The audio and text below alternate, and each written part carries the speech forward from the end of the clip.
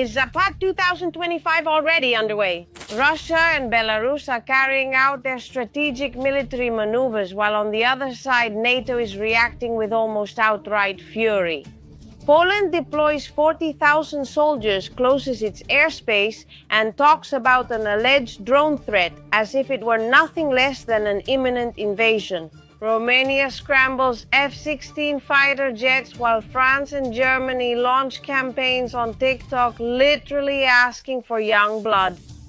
But the key question is, what's behind all this collective hysteria? And why is NATO acting as if the end is already near? Meanwhile, Moscow insists that these exercises are purely defensive in nature. Let's begin as usual from the beginning. That is, we'll start with the history of the exercises. ZAPAD in Russian means West, and these are highly strategic military exercises that the Russian Federation carries out every 4 years, alternating with others in other regions, namely Vostok, that is in the east, Center in the center, and Kafkas, respectively, in the Caucasus. The first major edition of these ZAPAD exercises took place in 2009, right after the war in Georgia. The second one in 2013 was a kind of show of force against NATO. The third one in 2017, it alarmed the European Union and almost the entire North Atlantic Alliance, demonstrating a massive deployment of troops. The fourth one, according to estimates from different Western sources, involved up to 200,000 deployed soldiers. In other words, these exercises coincide with moments of high tension and serve not only for military training, but also, and perhaps most importantly, to send political messages. Right now, we are precisely in one of these moments. But beyond that, what is it that worries the West so much?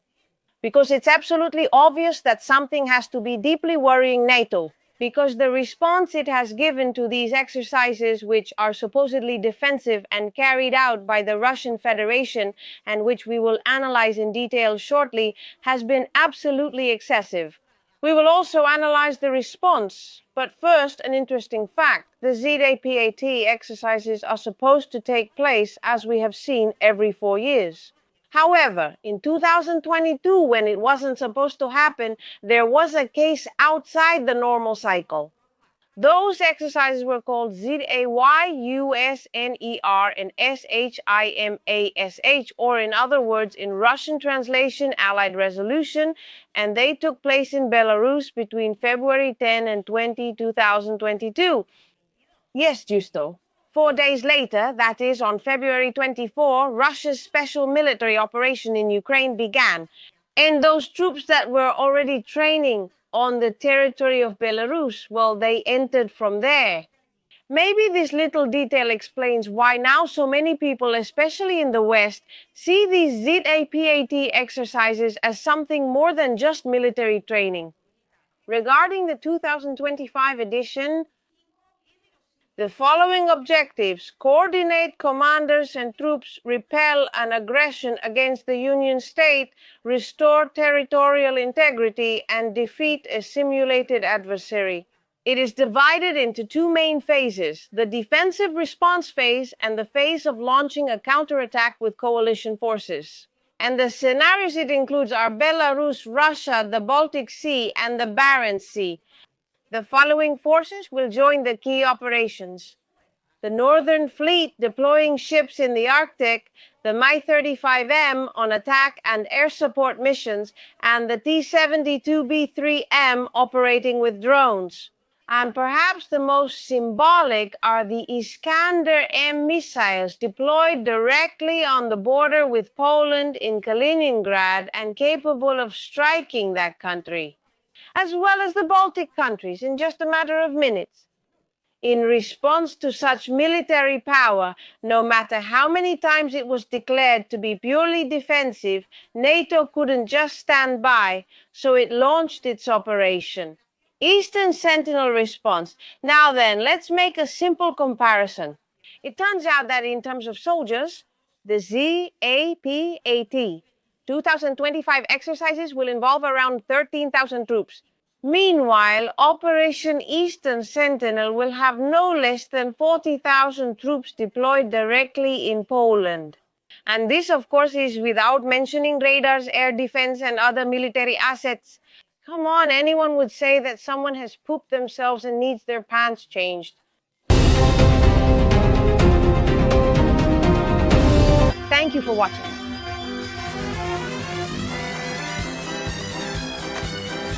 Goodbye. Let's go. While Russia and Belarus present their exercises as purely defensive, NATO, at the height of hysteria, is acting as if the war has already begun. And it's not just me saying it. That's what the Secretary General of the North Atlantic Alliance himself says, insisting that there is no eastern flank. A Russian missile can reach Madrid or London just 5 or 10 minutes after Tallinn or Vilnius. The threat from the Russians is increasing every day. Don't be naive. This could also one day involve Luxembourg, my country, the United Nations. We feel safe thinking we're far from Russia, but we're actually quite close. And what about Russian missile technology, for example? The difference now between Lithuania on the border and Luxembourg, The Hague, or Madrid is 5 to 10 minutes. That's the time it takes for this missile to reach these parts of Europe. So we're all directly in the line of fire from the Russians. We're all on the border. Now, whether you're in London or Tallinn, there's no difference anymore. In other words, NATO turns ZAPAD into a problem for all of Europe and mainly for the entire European Union, and tries to use it to justify its constant escalation. But here's where the best part comes in, which is the reactions from the members, especially Poland. Without a doubt, this is the one that has gotten the most nervous here. It's just that, in addition to deploying 40,000 soldiers and partially closing its airspace, even shutting down some airports, like for example the one in Lublin, under the pretext of a supposed drone threat that at that time when they were supposedly detected, actually it seems were attacking more or less the center of Ukraine. Which of course did not stop Warsaw from continuing to escalate that constant media hysteria, to of course present itself on one hand as the bulwark of European defense, and on the other to keep asking for more and more funds for its, let's say, militarization. It's true that the deployment of the Skander in Kaliningrad doesn't really help to calm Polish nerves.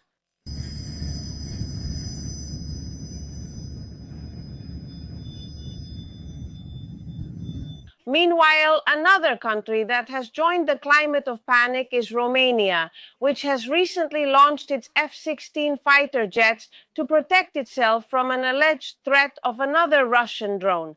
By the way, it appeared on the radars and then immediately disappeared from them as if by magic. But here, logic doesn't matter at all. What matters is keeping the population in a constant state of alert. In this sense, the ones who win the award for the most nervous of the year are undoubtedly in the center of Europe, at least in what used to be the economic center. Here we're talking about France and Germany. But hysteria isn't measured only by air raid alerts, but above all by the number of military personnel being recruited. In this sense, while in Poland they report that in 2025 they've managed to get about 20,000 volunteers in France and Germany. They have decided not to fall behind, launching social media campaigns aimed mainly at young people. Yes, indeed, at the Zoomers with TikTok videos, some of which in the French case are under the slogan, "We need young blood." That is, it seems that we are no longer talking about simply preparing an entire generation for a long war. Western hysteria over all this paradoxically greatly benefits Moscow. Because I remind you that the main objective of the special military operation is not to attack, much less the European Union. No matter how much the Western media tries to make it seem that way to justify NATO's constant escalation of tension, the real goal is to liberate both Donbass and the regions of Kherson and Zaporizhia. In this sense, the more weapons go to Poland, the fewer will go to Ukraine, benefiting Russia in achieving its objectives. Furthermore, this is happening during a thaw in relations between the United States and Belarus, with special envoys from Donald Trump being received by Alexander Lukashenko, which could lead to a situation where at a given moment Washington simply decides to look the other way, leaving them abandoned. As has happened so many times in history with its supposed partners and friends from the European Union, while Moscow plays with psychology, NATO spends millions. With no apparent logic, and when I say with no apparent logic, I mean the culmination of this whole story. And it could be that this is the most absurd episode. Do you still remember that huge panic that broke out in Poland over some Russian drones that violated the country's airspace? Well, the German newspaper Bild reports that to shoot down those drones, Poland scrambled, among others, F-35 fighter jets with E-9 Sidewind missiles, with each missile costing around 400,000 euros, while the Russian drones are between 2,000 and 5,000 euros each. The result was, in fact, even more spectacular. Out of all the drones, it seems they managed to shoot down about 3, with an unmatched effectiveness of around 12%. And even NATO officers admitted that shooting down drones with fighter jets is an absolutely absurd military task. The ultimate proof of the imbalance? Spending millions on elite weaponry to face cheap and unpredictable threats. ZAPAD-2025 therefore shows two radically opposing narratives. On one hand, Russia and Belarus carry out their exercises, which they insist are purely defensive. On the other hand, NATO responds as if the invasion of Europe were absolutely imminent by NATO. Russian strategic calm versus absolute Western hysteria. And the key question is whether we are really just witnessing military exercises and the respective response to them. Or rather, are we witnessing a dress rehearsal for a new phase that could change forever both Europe and the world in general?